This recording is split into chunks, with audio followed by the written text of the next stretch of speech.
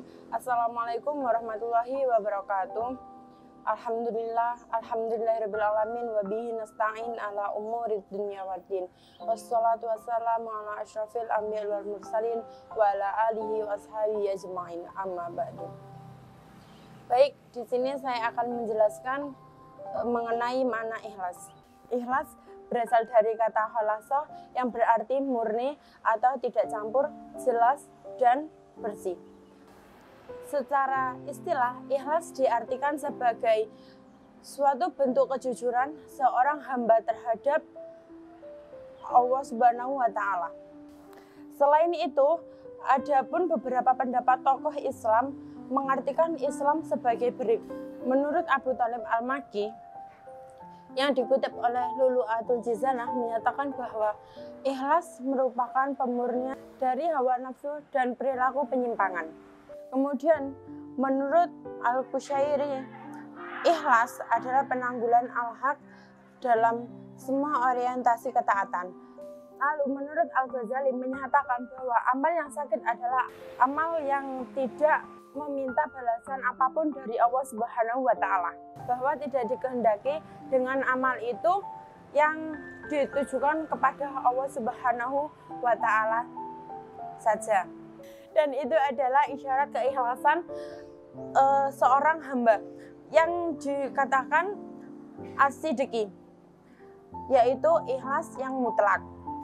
Dan yang terakhir, menurut Muhammad Abdu mengatakan bahwa ikhlas adalah suatu beragam hanya untuk kepada Allah, dengan selalu menghadap kepadanya dan tidak meminta imbalan apapun dari Allah Subhanahu wa Ta'ala.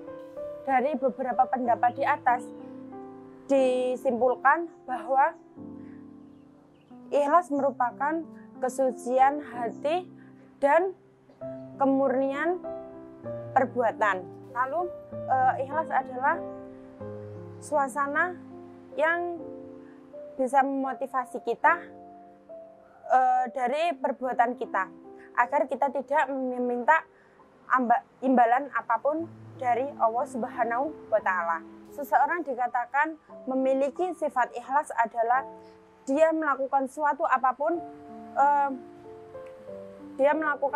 apapun hanya demi untuk Allah, dan dia tidak meminta imbalan kepada Allah Subhanahu wa Ta'ala, termasuk imbalan akan diberikan surga dan lain sebagainya.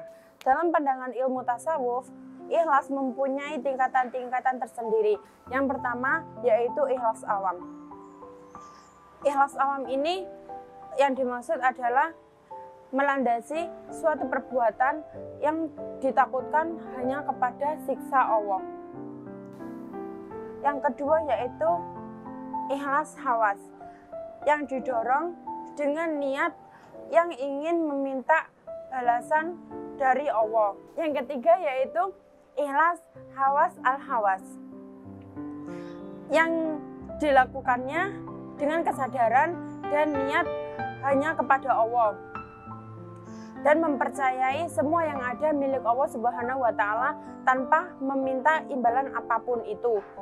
Dari penjelasan di atas, tingkatan ikhlas yang pertama dan yang kedua yaitu masih memiliki